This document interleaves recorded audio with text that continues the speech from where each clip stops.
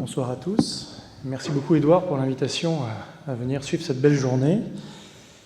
Arrivant à la fin, j'ai le gros avantage d'avoir une énorme partie qui vous a déjà été introduite sur les choses dont j'avais l'intention de vous parler. C'est un avantage parce que ça va me permettre de passer plus de temps sur d'autres aspects que j'aurais peut-être sans doute survolés. Ce que j'ai l'intention de faire ici, c'est de vous présenter un petit peu ce que c'est que la modélisation de façon générale, et en fait, pas tant de vous montrer quels sont les résultats qu'on peut obtenir, mais plutôt quelle est la méthodologie et qu'est-ce que les résultats nous apportent dans le contexte de cette méthodologie. Le plan de ma présentation est le suivant. Je commencerai par une introduction générale des outils de modélisation que nous utilisons. Ensuite, je vous donnerai 3 ou 4 suites d'exemples de choses qu'on fait avec notre modèle et des questions qui se posent autour. Je dis 3 ou 4 en fonction du temps que je mettrai à atteindre la partie 4. Et puis je terminerai par quelques conclusions, évidemment. Ce qui m'intéresse avant tout, et ce qui intéresse le groupe dans lequel que nous avons agrégé autour du modèle Isle of Clim, dont je vais vous présenter par la suite, c'est de comprendre la Terre comme un tout. C'est-à-dire que nous cherchons à faire de la modélisation qu'on appelle intégrée système Terre. C'est-à-dire qu'au-delà de la modélisation individuelle des composants atmosphère, océan ou végétation, on cherche à intégrer vraiment l'ensemble des processus qui permettent de simuler physiquement l'évolution du climat sur des périodes qui sont l'échelle du quaternaire et qui donc est l'échelle du temps où on se place dans le cadre de la théorie astronomique des climats, autrement appelée théorie de Milankovitch. Autrement dit, ce qui nous intéresse, c'est idéalement d'avoir une entrée, un paramètre d'entrée, enfin un forçage d'entrée à notre modèle qui est l'insolation et qui est dû aux variations des paramètres de l'insolation dans le temps, et en sortie d'être capable de simuler tout ce dont on a besoin, et en particulier, à terme, le niveau marin, le cycle du carbone, le CO2, etc. Alors on n'en est pas encore tout à fait là, mais vous allez voir qu'on est déjà capable d'avoir un certain nombre de choses intéressantes. Alors l'outil que j'utilise, c'est le modèle système Terre Isle of Clim. C'est un modèle que j'ai développé, que j'ai contribué à développer avec un groupe de personnes qui se sont agrégées autour. Il est représenté sous une forme très simplifiée, évidemment, ici, par un ensemble de boîtes qui sont interconnectées. Donc, dans la partie haute, vous reconnaîtrez une partie atmosphère qui est couplée à une partie océan et une partie végétation. Pour nous, la végétation est quelque chose de très simplifié, puisqu'il ne peut y avoir que 2 types de végétation. Soit ce sont des arbres, soit ce sont des herbes. Soit il n'y a pas de végétation, si vous voulez. Mais c'est quelque chose de très simplifié. Pareil pour la partie atmosphérique, on a un modèle qui est fortement simplifié. L'avantage d'utiliser ce type de modèle, c'est que nous avons un modèle qui tourne très vite. Je suis capable de calculer 2000 ans de climat en continu, donc une évolution sur 2000 ans, par 24 heures de simulation. Donc ça permet de faire beaucoup de simulations, beaucoup de tests, et d'aller très rapide. Ensuite, ce qu'on a fait avec notre groupe, c'est que nous avons couplé avec un modèle de calotte de glace dont on vous a déjà parlé, qui s'appelle le modèle Grizzly. Donc vous verrez quelques résultats par la suite, un modèle d'iceberg. Donc quand vous avez une calotte de glace qui génère des icebergs, on dit vêler des icebergs, et ben ceux-ci vont aller se mettre à flotter sur l'océan, ils vont être affectés par les courants, ils vont fondre, et donc on a également fermé le bilan d'eau de ce côté-ci. Et puis, vous voyez sans doute qu'il y a une partie qui est surlignée en vert ici, c'est la partie qui contient le cycle du carbone. Parce que si l'on veut être capable de simuler l'évolution des gaz à effet de serre, en particulier du dioxyde de carbone, il faut pouvoir simuler le carbone dans le système climatique. Et pour ça, il faut ajouter un modèle de biogéochimie marine, il faut ajouter un modèle de carbone associé au modèle de végétation, transmettre évidemment le carbone ici. Et puis enfin, on a en bas, et je ne vous présenterai pas de résultats aujourd'hui de cette partie-là, mais c'est une partie qui a été récemment couplée dans le système, un modèle de sédiment marin, c'est-à-dire que nous sommes capables aussi d'accumuler du sédiment ou d'éroder du sédiment au fond de l'océan.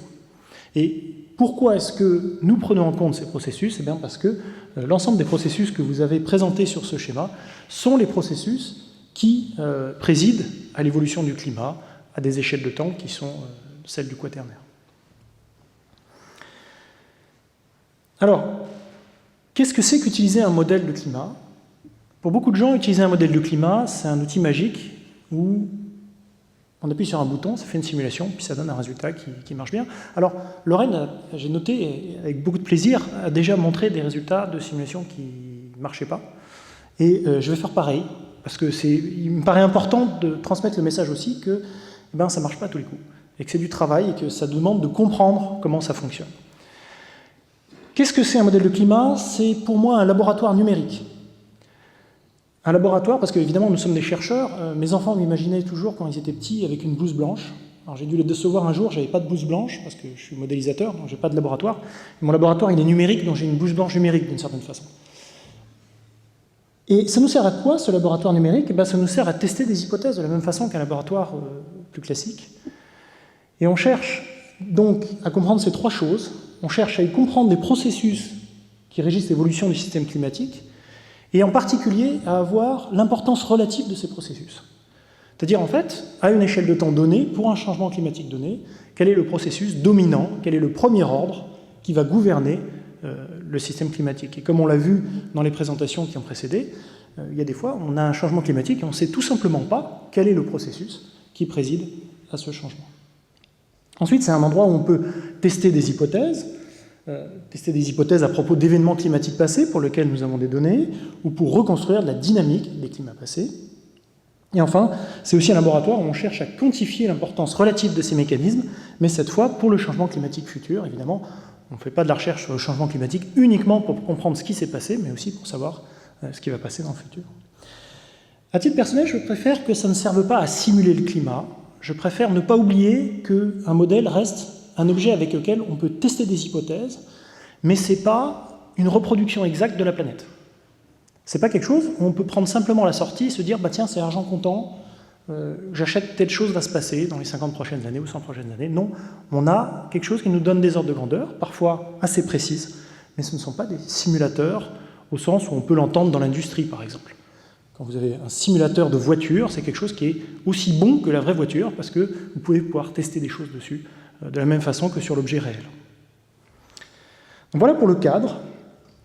Et puis, je vais donc avancer un petit peu en posant le décor de la modélisation intégrée. Donc je l'ai dit un petit peu avant, l'idée de la modélisation intégrée, c'est de prescrire le moins de paramètres d'évolution possible dans un forçage externe. Et donc, idéalement, on veut utiliser simplement le forçage solaire dû aux changements orbitaux, et on cherche à calculer le cycle du carbone et l'évolution des calottes de glace. Alors, on a déjà vu ce type de figure avant, j'ai pris une autre qui n'est pas tout à fait la même, mais voilà, donc vous avez ici une courbe. Moi j'ai mis des petites montres pour le changement d'échelle de temps, j'ai vu que tout le monde a le même problème, une fois à droite, une fois à gauche. Donc moi j'ai une petite montre avec une flèche en général, j'espère que je n'en ai pas oublié. Et donc voilà, donc sur la période des derniers 35 000 ans, on a le changement du niveau marin qui est donné ici en volume équivalent. Et donc le contexte de la dernière déglaciation, c'est évidemment une remontée du niveau marin avec des événements dont on a déjà parlé, comme le Métotherpes 1A, où on a des vitesses de changement. Donc là, c'est la courbe qui est en bas, c'est des mètres par millier d'années. On va avoir des vitesses de changement qui peuvent être très importantes, voire même vraiment très importantes, puisqu'on va montrer à une dizaine de mètres en quelques centaines d'années. Et c'est ce genre de choses qu'il va falloir qu'on essaie de reproduire, et Lorraine nous a déjà bien montré que ce sont un vrai challenge, c'est quelque chose de compliqué à faire, et pour lequel il va falloir qu'on comprenne un certain nombre de processus. Alors je vais commencer par un problème qui se pose à nous autres de la modélisation de la déglaciation quand on raisonne dans un système couplé, et c'est ce que je qualifierais de problème bathymétrique. Alors pour l'illustrer, je n'ai pas pu résister à mettre ce que je considère être une très jolie carte de la bathymétrie de l'Arctique. Vous reconnaissez certainement, pas tellement besoin de la commenter, à part le fait qu'on a le Groenland ici, et puis voilà, toute la partie Russie, Canada. Et donc, si on regarde la bathymétrie de l'Arctique, ce qui est intéressant ici, c'est l'échelle de couleur. Vous voyez qu'on a une limite ici, on a des zones là, qui sont limitées à une interface bleu clair, bleu foncé. Et cette interface bleu clair, bleu foncé est aux alentours d'une centaine de mètres sous le niveau de la mer. Et donc, ce qu'on voit, c'est que finalement, ces zones, elles définissent un certain nombre de détroits, un certain nombre de connexions marines, mais que ces connexions marines, avec 120 mètres de niveau marin ou 125 mètres de niveau marin, en fait, elles vont beaucoup évoluer dans le temps. Et ça ne nous aide pas. Ça ne nous aide pas parce que nous, on a un modèle d'océan.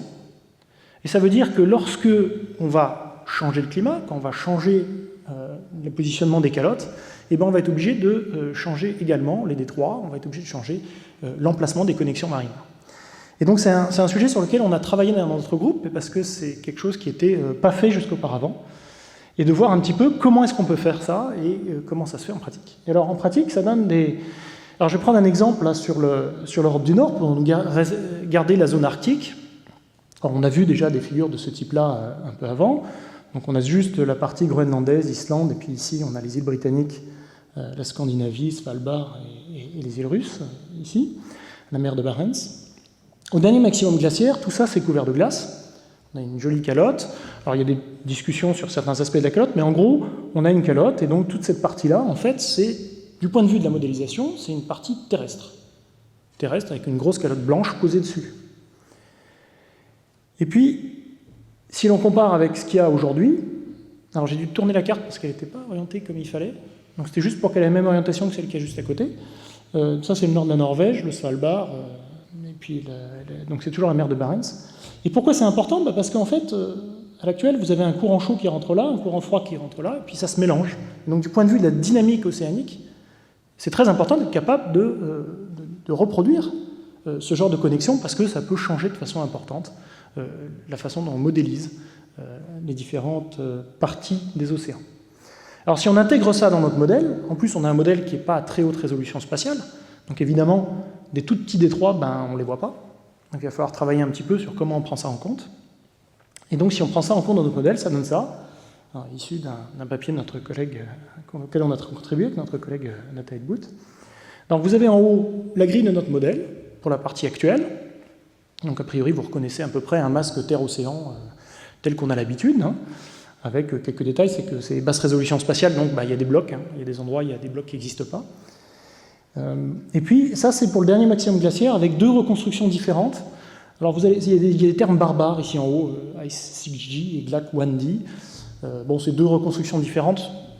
Pour moi, peu importe quelle est laquelle, mais c'est deux reconstructions différentes. Et donc ce qu'on voit, c'est que dans les zones jaunes ici claires, c'est un nouveau continent par rapport à l'actuel. Donc quand on se place en conditions glaciaires, en fait, la Terre est assez différente parce qu'il y a beaucoup plus de terre et moins de mer. Parce qu'on a immergé une partie des plateaux continentaux. Et dans des zones comme par exemple les secteurs de l'Indonésie, c'est très important parce qu'il n'y a plus de connexion entre l'océan Indien et l'océan Pacifique. Alors ça fait longtemps qu'on sait faire. On applique un masque Terre-Océan comme ça. Mais la difficulté, c'est que ça évolue en fonction du temps. Et donc, on a fait un gros travail dans notre groupe pour être capable d'avoir cette chose-là qui varie en fonction du temps. Donc, à chaque fois qu'on avance dans la simulation, lorsque les calottes fondent, on va changer la bathymétrie en fonction du niveau de la mer. Alors, ça peut paraître un peu épisodique comme ça, mais alors d'abord, ça va donner des choses un peu rigolotes. Et donc ça, c'est ce qui se passe à 12 000 ans avant aujourd'hui. Donc, vous voyez, on est en train d'aller vers l'actuel, donc on est en train de rétablir une partie des connexions. La mer de Barents est réapparue, mais pas la connexion avec la partie indonésienne. Et ça, c'est à 9000 ans avant aujourd'hui. Et le truc amusant, c'est que ici, vous avez une mer en plus. Parce que dans le nord du Canada, justement, on en a parlé juste avant, la calotte canadienne, elle a déprimé fortement le continent. Donc si vous fondez la calotte, elle est en dessous du niveau, le continent lui-même est en dessous du niveau de la mer. Et donc vous avez une mer qui est plus grande à cet endroit-là qu'elle ne l'est aujourd'hui. Donc en plus, ça peut aller dans les deux sens, localement. Et donc, après, on peut faire une simulation de la déglaciation. Alors, je vous avais dit, on a un modèle assez rapide. On applique ici, dans le contexte de cette simulation, on a des calottes polaires qui sont reconstruites, on a une bathymétrie qui est imposée et qui va varier. Et puis, on impose des concentrations de gaz à effet de serre et des paramètres orbitaux, puis on va simuler la déglaciation. Et on obtient le résultat que vous avez ici. Alors là, c'est tout simplement une température moyenne globale. Alors, pas la peine de concentrer sur le détail, mais vous avez une courbe marron, le temps est vers votre droite, pardon. Et donc la déglaciation, vous avez une courbe marron qui représente, c'est la reconstruction de la température moyenne globale de Shakun, qu'on a déjà vu un peu plus tôt dans la journée. Et puis vous avez trois simulations ici, en rouge, en bleu et en violet, qui représentent ce que notre modèle donne comme température de la dernière déglaciation. Et ce que vous pouvez voir, c'est qu'au premier ordre, on a une température qui n'est pas stupide par rapport aux données. Et l'autre chose qu'on peut voir, c'est que les deux reconstructions ne donnent pas des résultats complètement identiques, mais qu'au premier ordre, on a une évolution qui est très cohérente. Donc on est plutôt content, ça marche pas trop mal pour une fois. Alors après, on peut regarder d'autres paramètres. Et là, ça devient plus intéressant. Alors j'ai une série de courbes comme ça, avec le temps qui va vers la droite, avec un paramètre sur l'autre axe, et puis des courbes enfoncées où on fait évoluer la bathymétrie, et une courbe en clair où on ne fait pas évoluer la bathymétrie. Et ça permet de tester. L'avantage du modèle, c'est qu'on peut tester qu'est-ce qui serait passé si on avait fait une déglaciation, mais qu'on n'avait pas changé le niveau de la mer. Genre de question théorique qui n'a pas d'utilité pratique directe, mais ça permet de tester un petit peu l'importance du processus. Et donc ça répond bien à la première question de à quoi sert un laboratoire numérique. Et donc ici, vous avez donc c'est la moyenne de l'albédo, donc de la couleur en fait de la surface terrestre, dans l'hémisphère nord pour les deux figures du haut et pour l'hémisphère sud dans les deux figures du bas. Et ce qu'on voit ça, c'est donc là, ce qu'on compare dans chaque évolution de la dernière déglaciation, c'est la différence entre les deux courbes que vous avez dans le même panneau. Et là, c'est la reconstruction, il y a une reconstruction à gauche et une reconstruction à droite. Et ce qu'on peut voir, c'est qu'il y a des périodes dans la déglaciation où prendre en compte les changements de bathymétrie, ça peut avoir un effet qui est à peu près de l'ordre de la moitié de l'amplitude totale du changement d'albédo que vous avez du glaciaire interglaciaire. Donc, c'est des effets qui sont importants, qu'il faut évidemment prendre en compte. Ce qu'on voit dans l'hémisphère nord, c'est que si l'on ne prend pas en compte l'effet de la bathymétrie, donc c'est la couleur bleu clair, on arrive avec un albédo qui, à l'actuel, c'est-à-dire à la fin de notre simulation, vers l'actuel, on n'est pas tout à fait à l'actuel encore, on a un albédo qui est plus faible, c'est-à-dire un peu plus sombre que ce qu'on obtient avec une simulation où la bathymétrie évolue. Évidemment, la question se pose, c'est pourquoi ? Pourquoi est-ce que c'est le cas ? Et en fait, c'est dû à un facteur qui est tout simple, et qui est le rapport entre les terres immergées et les terres qui sont sous la mer. Et pourquoi ? Parce qu'en fait, il y a de la banquise. Donc quand vous êtes dans les zones arctiques, il y a de la banquise, et on arrive à un résultat qui est assez amusant, qui est que si on regarde la surface de la banquise dans l'hémisphère nord, c'est toujours le même genre donc, qui est présenté ici, avec les simulations où la bathymétrie évolue en couleur foncée et celles où elle n'évolue pas en couleur claire, ce qu'on voit, c'est qu'en fait, il y a moins de banquise au dernier maximum glaciaire dans l'hémisphère nord qu'il n'y en a aujourd'hui. Alors ça ne paraît pas intuitif au premier ordre. On se dit plutôt climat froid, devrait y avoir plus de banquise. Et en fait, non. En fait, non, parce que, tout simplement, il n'y a pas la place de mettre plus de banquise. Il fait effectivement plus froid. La saisonnalité de la banquise fait qu'elle s'étend plus en termes de latitude, si vous voulez. Donc au dernier maximum glaciaire, elle va à des latitudes plus basses. Mais par contre, il n'y a pas la place de faire plus de surface de banquise, parce qu'une bonne partie, en fait, sont en terre émergée. Et donc, c'est comme ça qu'on obtient un résultat qui est légèrement contre-intuitif. Voilà. Alors, voilà un petit peu ce qu'on peut faire sur la simulation d'un paramètre qui est pas simple, mais qui est important si on veut être capable de simuler de façon transitoire. Et puis parce que la position de la mer, on l'a vu dans la présentation de Lorraine juste avant, va avoir un impact sur l'évolution dynamique des calottes de glace. Donc ça, c'est effectivement important. Alors je vais passer à une question suivante, qui est l'évolution du cycle du carbone. Alors avec ici courbe de CO2, autour de CO2 sur la déglaciation. Ça, c'est ce qui est tiré des reconstructions des carottes de glace. Et puis, ce qu'on a déjà vu plusieurs fois aujourd'hui, c'est-à-dire qu'on part d'un CO2 qui est à 180 ppm, et puis au cours de la déglaciation, on va remonter vers 280, ce qui se convertit de 385 gigatonnes à 600 gigatonnes de carbone pour le réservoir atmosphère. Et en fait, du point de vue du cycle du carbone, c'est un peu la seule contrainte forte qu'on ait. Le reste, c'est beaucoup plus compliqué. Alors, si on regarde un petit peu le cycle du carbone, ici présenté pour l'actuel, c'est en gros 3 grosses composantes. Vous avez une composante atmosphérique, je viens de le dire, 600 gigatonnes de carbone. Vous avez une composante, que je vais dire terrestre, qui comprend la biosphère terrestre avec 2500 gigatonnes de carbone, et du permafrost, qui contient aussi donc, le permafrost, ce sont les terres qui sont gelées en permanence, en Sibérie par exemple, ou au Canada, et qui contient, on pense, aux environs de 1700 gigatonnes de carbone. Et puis vous avez quand même un peu l'éléphant dans la pièce, qui est l'océan, avec 38 000 gigatonnes de carbone. Donc vous voyez qu'il y a quand même des tailles de réservoirs qui sont très différentes. Et en fait, l'atmosphère, de mon point de vue de modélisateur, mais c'est assez logique, c'est un peu l'esclave des deux autres. Dans le sens où, si l'océan se met à perdre du carbone, bah, l'atmosphère va en gagner, mais l'atmosphère, en tant que telle, elle ne fait pas grand-chose avec le carbone, elle le transporte, elle le mélange, mais c'est un réservoir un peu qui permet de le transporter et de le mélanger, c'est tout.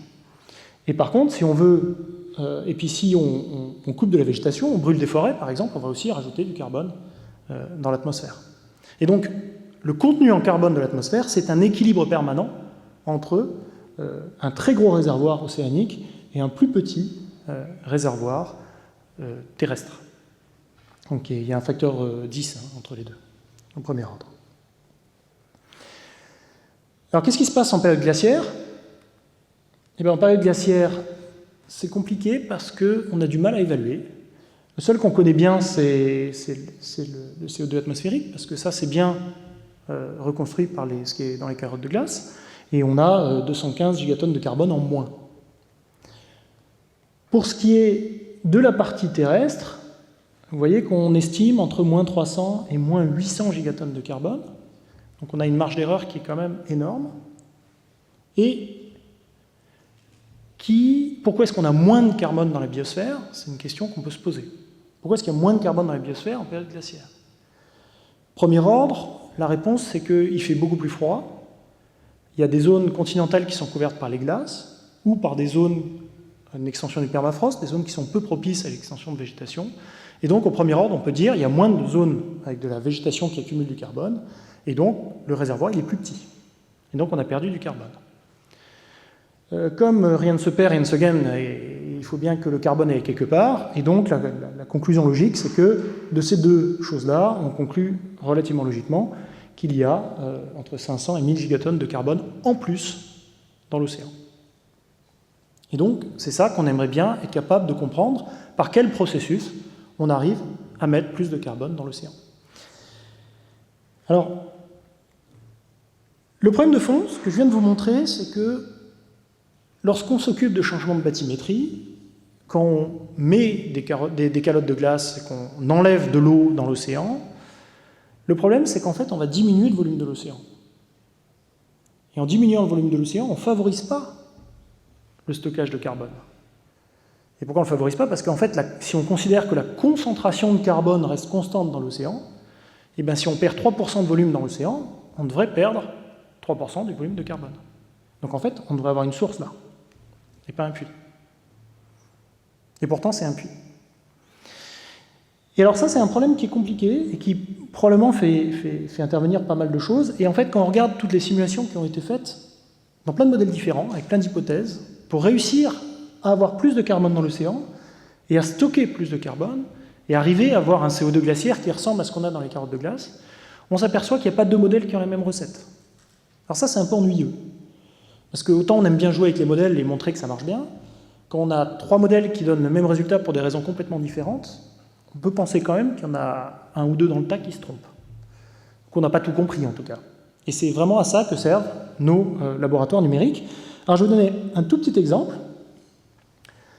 Alors c'est sorti d'une étude d'une étudiante en thèse du laboratoire, Fanny Lardy, et puis qui a été repris après par notre collègue Nathalie Bout.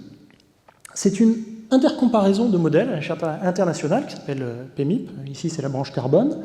Vous avez une série de modèles climatiques qui sont listés ici en bas. Hein. Vous en avez 8, dont le modèle dont je m'occupe, qui s'appelle Isle of Clim.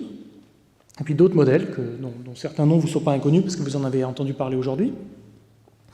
Et sont représentés la concentration atmosphérique de CO2, le changement de carbone dans la partie terrestre, et puis le changement de carbone dans la partie océanique pour une simulation glaciaire.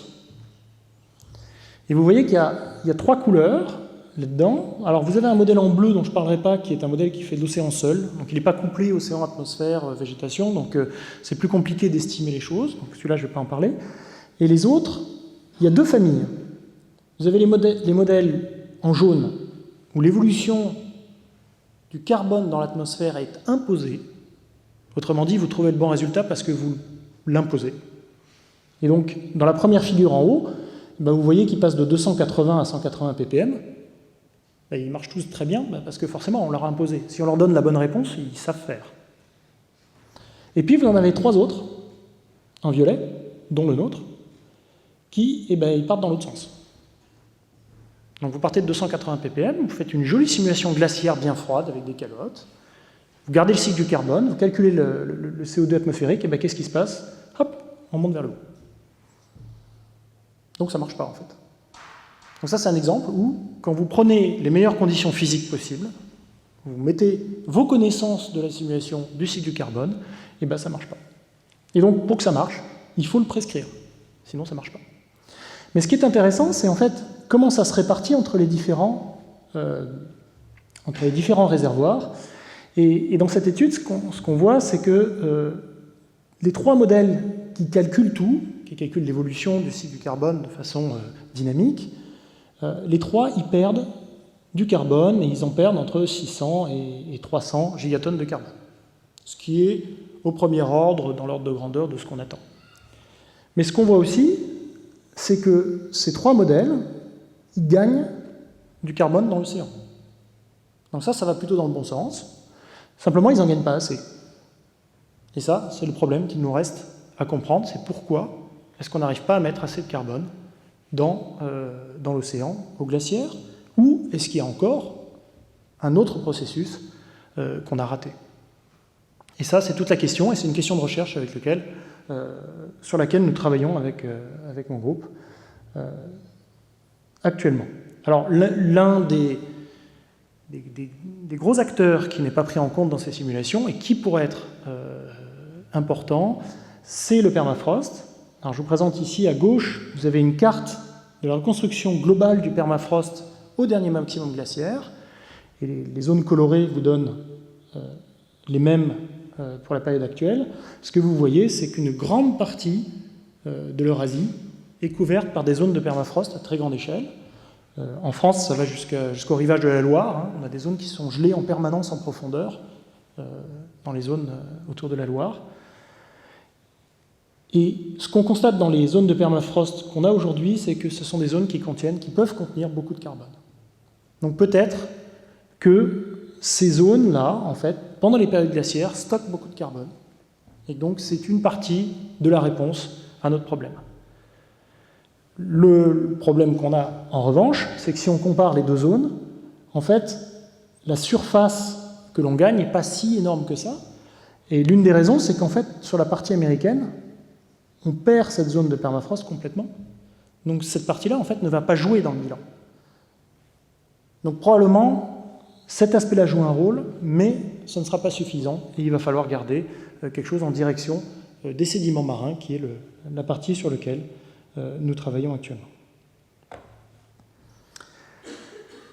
Alors je vais revenir sur la dynamique glaciaire, parce qu'une partie de notre groupe, avec Aurélien Quiquet et Christophe Dumas, qui est dans la salle, travaille sur la partie dynamique glaciaire, en couplé dans le système cette fois. Donc là, on parle de simulation dynamique, atmosphérique et glaciaire. Et on a déjà vu avec Lorraine précédemment qu'une bonne partie de la dynamique glaciaire, en fait, se joue dans des histoires de petite échelle, avec des mécanismes qui sont très compliqués à aller chercher, parce que ce sont des mécanismes qui sont mal étudiés ou difficiles à aller étudier. Une des études, donc voilà un peu à quoi ressemble la calotte glaciaire dans notre modèle, une fois qu'elle a été simulée au dernier maximum glaciaire. Vous voyez qu'on a une calotte qui est à peu près au bon endroit, c'est une jolie figure qui a été faite par Aurélien Quiquet. Les couleurs ici représentent la vitesse de la glace à la surface. Vous voyez comme on l'attend, c'est-à-dire que vous avez des zones avec des zones très rapides de glace, et d'autres, au contraire, la glace est assez bien stabilisée. Et donc ça, c'est l'état de la simulation couplée au moment du démarrage de la déglaciation. Et ce qu'on a déjà dit un peu avant, c'est que l'une des grandes difficultés de la simulation de la déglaciation, c'est qu'il y a des périodes où la calotte accélère brutalement, elle va assez vite, où il y en a une fonte, et Lorraine nous a présenté un exemple avec le mécanisme du saddle collapse pour accélérer la fonte de la calotte, parce qu'on doit être capable de relâcher plusieurs mètres de niveau de la mer en un siècle pour être capable de reproduire une déglaciation qui va assez vite. Sinon, on se retrouve à l'actuel, au bout de la déglaciation, avec des volumes de glace qui ne ressemblent pas à ce que nous connaissons aujourd'hui. Alors l'un des mécanismes qui a été proposé, et ça c'est une extension en fait du mécanisme de Marine Ice Sheet Instability présenté juste avant, c'est le suivant. Donc si on se place pendant la déglaciation, donc là ici on est à l'époque du Dryas récent, vous avez une calotte nord-américaine qui est déjà plus petite, hein, on a déjà eu la rupture dont on parlait tout à l'heure, de la séparation entre ces deux calottes de la cordillère et de la partie centrale de la Laurentide, et on a à l'avant de la calotte de gigantesques lacs qu'on appelle des lacs proglaciaires, et qui sont des zones qui sont déprimées par le poids de la calotte, qui sont restées déprimées parce que la calotte se retirant, mais il faut qu'elle remonte, mais elles ne sont pas encore beaucoup remontées, et elles collectent l'eau de fonte, donc on a des très grands lacs, et en particulier ce qu'on appelle le lac Agassiz, qui est là, qui peut s'étendre jusqu'au Ojibwe. Et si on fait une coupe à travers de la calotte, en fait la situation qu'on a nous dans le modèle, c'est ça, vous avez ici une coupe entre les lacs proglaciaires à votre gauche et l'océan Arctique, et on voit la forme de la calotte avec la surface ici, hein, qui monte jusqu'à 2500 mètres d'altitude au-dessus du niveau de la mer, et on voit ici donc qu'il y a des lacs proglaciaires qui sont formés ici. Et ce qu'on voit aussi, c'est que la pente ici du socle fait qu'on est dans les conditions idéales de l'instabilité qu'on appelle marine, c'est-à-dire que si on continue de reculer, en fait, on a tendance à faire rentrer l'eau des lacs, et donc le glacier va se retrouver à se reposer sur une partie qui est remplie d'eau, et qui donc va pouvoir glisser facilement. Et donc on peut arriver à une instabilité avec un accroissement très fort des vitesses, avec une calotte qui va en partie s'effondrer. Et c'est ce qui a été reproduit par la simulation d'Aurélien Quiquet avec notre modèle, où, en fait, entre ces deux étapes, vous voyez ici, il y a 1000 ans d'écart.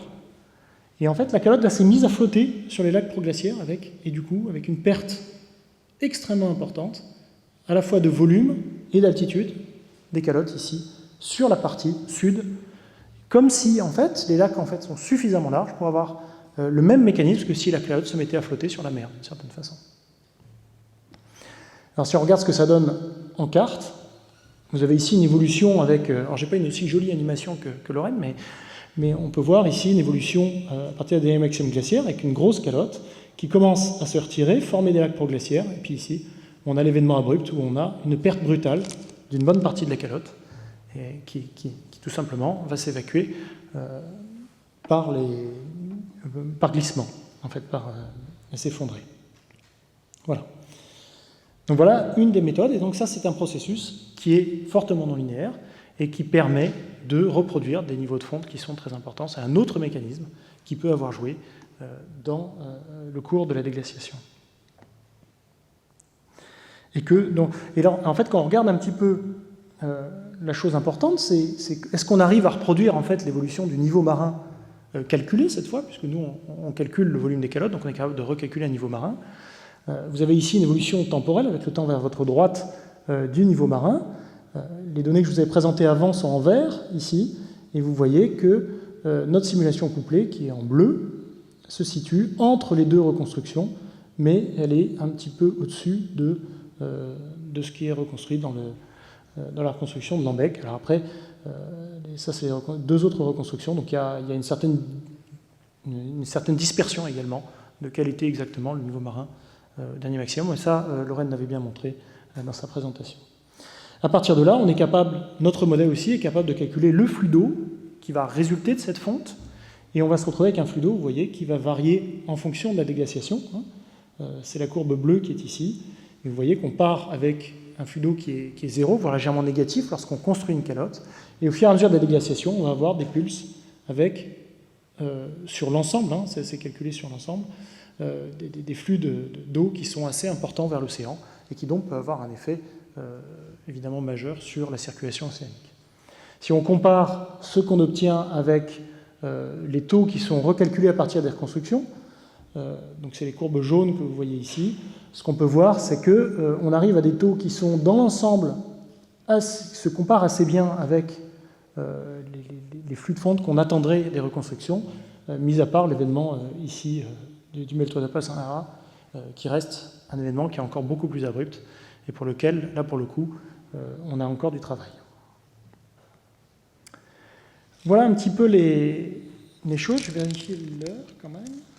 j'ai encore un tout petit peu de temps, donc je vais me permettre de vous montrer une autre façon d'utiliser un modèle, et ça c'est un travail que nous avons fait à la Freie Universität Amsterdam avec mon collègue Hans Rensen. Jusque-là, ce qu'on vous a montré, c'est des modèles numériques qu'on fait tourner en codant des processus qui sont d'ordre physique et qui essayent de reproduire une évolution connue ou connue partiellement. Une autre façon d'utiliser le modèle, c'est de l'utiliser avec de l'assimilation de données, c'est-à-dire qu'on va prendre les données, on va contraindre le modèle dans un très large ensemble de simulations à être le plus proche possible des données, et une fois qu'on a ça, on va pouvoir analyser le reste du modèle comme si c'était une réalisation qui marchait bien, et donc tester d'autres lieux que celui où on l'a contraint, pour s'assurer que les processus physiques sont respectés. Et c'est une étude que nous avons faite sur le Dryas récent. Vous vous rappelez, le Dryas récent, c'est ce coup de froid qui interrompt la déglaciation, qui se voit bien, très très bien dans les carottes au Groenland. Et si on regarde dans les compilations de données terrestres, ça donne ce genre de carte, où on a un coup de froid sur toutes les bordures de l'océan Atlantique, et même plus loin, et on a des températures qui vont baisser. Surtout là, ici, c'est contraint par les températures d'été, qui sont les cercles, avec des températures d'été qui vont baisser de 2, 3, 4 degrés sur le continent.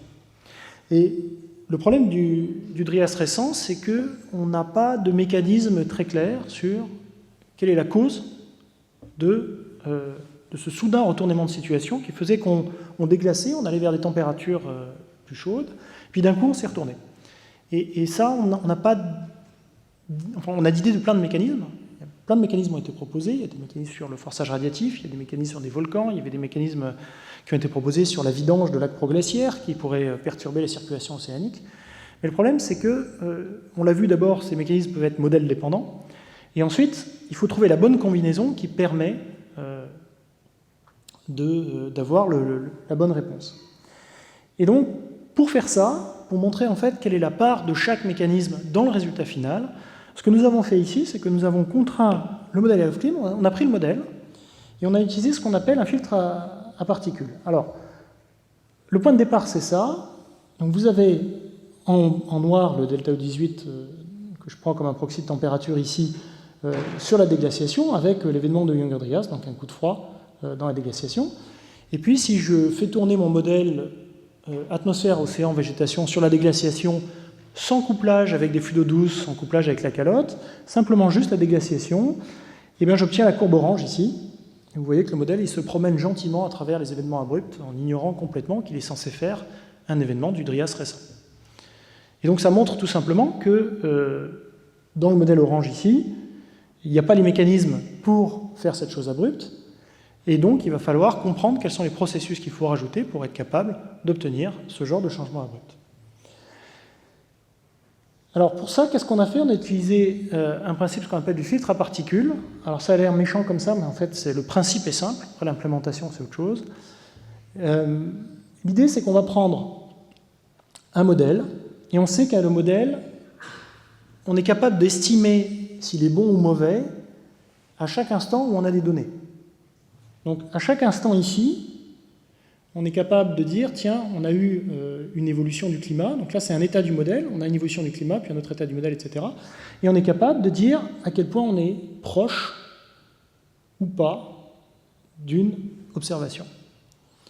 Et pour ça, qu'est-ce qu'on fait? Donc on fait évoluer le modèle avec plein d'ensembles de forçages, plein de variabilités, donc on a un grand ensemble de simulations, on envoie plusieurs centaines de simulations qui vont varier dans leurs hypothèses, et à chaque point où on a des données, on va contraindre et on va garder que les simulations qui correspondent aux données, avec une certaine barre d'erreur, aux données que l'on a. Et au fur et à mesure, on va donc reprendre l'endroit où on a les meilleurs modèles, et on va garder que cela, et on va relancer d'autres simulations, tout en raffinant, ce qui va nous permettre de se rapprocher par étapes en fait, de la simulation réelle. Et quand on fait ça, eh ben, on est capable d'avoir les résultats suivants. Donc voilà le résultat qu'on obtient comparé avec les données sur les deux premières figures ici en haut à gauche. Donc c'est des températures de l'air pour le mois de juillet comparées aux données, Et ça, ce sont des moyennes annuelles de température d'océan de surface comparées aux mêmes données. Dans l'ensemble, on peut dire qu'on a un peu de mal à voir les données, c'est normal, parce qu'en fait, elles sont de la même couleur, donc ça prouve que ça ne marche pas trop mal quand même. Voilà. Et donc ça, c'est le travail de notre d'assimilation de données, de rapprocher en fait le modèle en utilisant systématiquement l'état du modèle qui est le plus proche des données. Alors évidemment, quand on a cet état-là, on est tout content, on dit tiens, on a un truc qui marche très bien, mais en fait, ça ne me donne pas d'informations sur le climat en Europe, par exemple. Pourquoi? Parce que je l'ai contraint. Mon modèle, il est contraint à avoir le bon climat en Europe, donc il ne m'apprend rien en Europe. Il a juste réussi à faire ce que je lui ai demandé. C'est tout.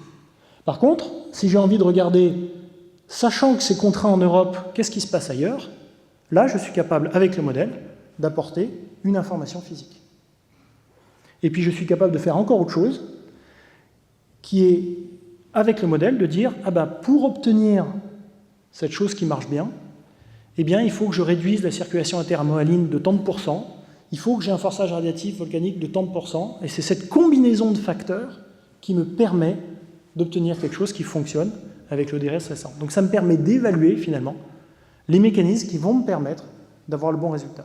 Donc le modèle, il est prédictif en dehors de la zone où on l'a contraint, et il est prédictif dans les mécanismes qui ont permis d'avoir ce résultat. Et ça, c'est une utilisation qui est amusante du modèle, parce que on apporte une contrainte un peu a posteriori sur ce qu'on lui a donné à manger. Voilà, et bien ici, je m'arrête avec quelques petites conclusions que, selon la tradition fortement établie de ce colloque, je vous laisserai lire et je prendrai vos questions.